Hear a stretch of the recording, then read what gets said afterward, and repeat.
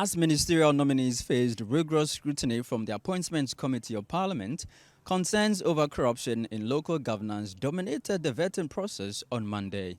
Daniel Makator, Minister-designate for the Oti region, outlined plans for stringent oversight, while Vincent Ekwasifwa, Deputy Minister-designate for local government, proposed collaborative measures to boost revenue generation.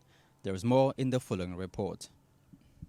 During the vetting of the Minister-designate for the Oti region, Parliament's Appointment Committee expressed worries regarding the escalating perception of corruption in local governance and queried the nominee on strategies to combat the issue.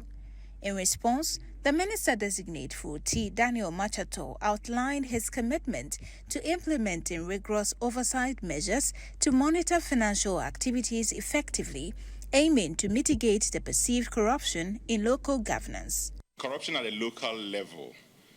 I am the regional minister, and I'm supposed to ensure that the municipal and district chief executives are at the top in terms of checking their revenue officers, checking the entire line of financial management in the region. So I will ensure that these district chief executives and the staff, the staff who have got something to do with finances at the RCC operate within all the financial management regulations in Ghana. By so doing, we should be able to, if they are going by it religiously, we should be able to nip the corruption index. Yeah, we are talking about. Thank you, Mr. Chairman.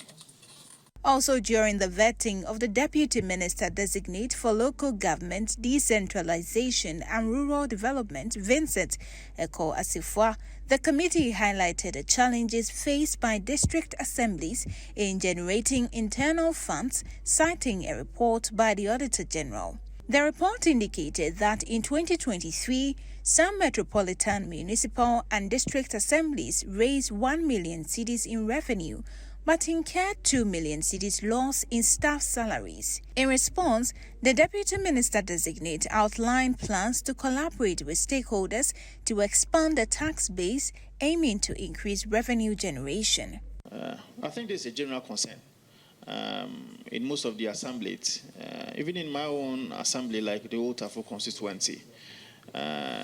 Before now, we used to be part of the KMA. At the time that there was that demarcation, there was this huge anticipation, even from the opinion leaders and the chiefs, that the Swami magazine will be part of Otafo. The idea or the anticipation was that because of the huge potential at the Swami magazine, it is going to give the Otafo municipal quite a huge amount of revenues or resources.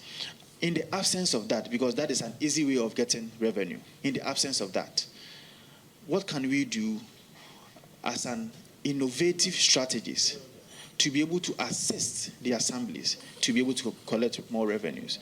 By so doing, Mr. Chairman, I am just a mate. My driver is just on my right-hand side. That is the minister. And so I'm going to support my minister in support of his strategies to be able to broaden the tax net so as to be able to get more revenues for the assemblies. Prince Hamidu Ama, the Deputy Minister for Housing, also appeared before the committee. During the session, the Appointments Committee raised concerns about several abandoned housing projects in the country, specifically citing the Sagleme housing project. The committee sought clarification on how the Deputy Minister-designate intends to address issues related to the Sagleme housing project. Here is Dr. Ama's response.